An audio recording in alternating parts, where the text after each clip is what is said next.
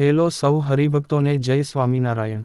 આપણે સૌ કાર્યકર સુવર્ણ મહોત્સવ વિશે ઘણું જાણીએ જ છીએ અને જે આપણે આગળના વિડીયોમાં પણ ઘણી માહિતી મેળવી। બીએપીએસના કાર્યકરોની સેવા, સમર્પણ, નિષ્ઠા, નિયમધર્મ દ્રઢતા, સંપ, સુહૃદયભાવ, એકતા, જીવનસાધના અને ગૌરવને પામવાના સુવર્ણ વર્ષના અવસરને માણવાના હવે ગણતરીના જ કલાકો રહ્યા છે। અને આ મહોત્સવ માટે સૌથી ઉત્સાહી આપણા પ્રાણપ્યારા પ્રગટ ગુરુહરિ મહંત સ્વામી મહારાજ છે, જે છેલ્લા એક વર્ષથી તેઓ કાર્યકર સુવર્ણ મહોત્સવ કઈ રીતે ઉજવવો તેની પ્રેરણા આપી રહ્યા છે। સ્વામીશ્રીએ બધાય કાર્યકરો માટે એવું કર્યું કે કાર્યકરોને મહોત્સવમાં પોતાના હાથમાં રહેલી આ પ્રસાદીને જોઈને આ સ્મૃતિ યાદ આવશે।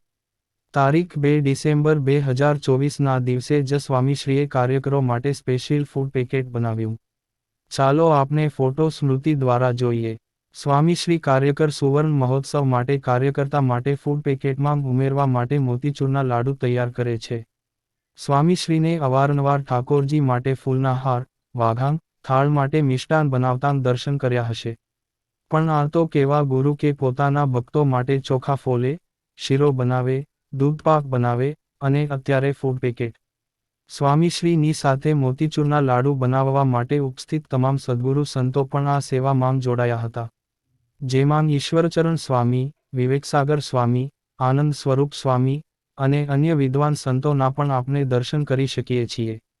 મોતીચૂરના લાડુ તૈયાર થયા બાદ સ્વામીશ્રી લાડુનો થાળ પોતાના હાથમાં રાખીને શ્રી અક્ષર પુરુષોત્તમ મહારાજને થાળ ધરાવે છે। આ ઉંમરે પણ સ્વામીશ્રી લાડુ બનાવે, પોતાના હાથે જ ઠાકોરજીને થાળ ધરાવે। આ ઉપરાંત સંસ્થાના નાનાથી લઈને મોટા કાર્યો પ્રત્યે ધ્યાન રાખવાનું। ભગવાને થાળ ધરાવ્યા બાદ અમદાવાદ મંદિરના ભંડારી સંત પૂજ્ય ધર્મરત્ન સ્વામી અને પૂજ્ય બ્રહ્મતીર્થ સ્વામી જે કાર્યકર સુવર્ણ મહોત્સવમાં કાર્યકરોને જે ફૂડ પેકેટ આપવાનું છે તે પ્રસાદી કરવા અને ફાઇનલ પેકેટ દેખાડવા માટે સ્વામીશ્રી સમક્ષ રજૂ કર્યું હતું, જેમાં એક ફૂડ પેકેટ સ્વામીશ્રીએ પોતાના હાથે બનાવ્યું હતું। સ્વામીશ્રીને આપના કાર્યકરો માટે કેટલું કરવું હશે, જે આપને સૌને આ સ્મૃતિમાં દર્શન થાય છે। હરિભક્તો, તમે આવું ફૂડ પેકેટ ક્યારેય જોયું છે કે નહીં અમને કોમેન્ટમાં જણાવો।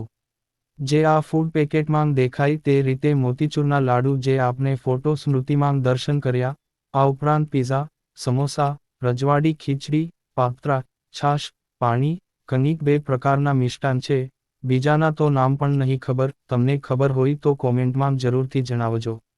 હવે ખાલી વિચારો કે કાર્યકરો માટે ગુરુહરિએ આવું ભવ્ય ફૂડ પેકેટ બનાવરાવ્યું હોય તો કાર્યક્રમ તો કેવો હશે। ખરેખર સ્વામીશ્રી 50 વર્ષમાં આપના જે કાર્યકરોએ આપની માટે જે સેવા કરી છે તેની આ સેવાનું ફળ સ્વામીશ્રી આ મહોત્સવમાં આપી દેશે।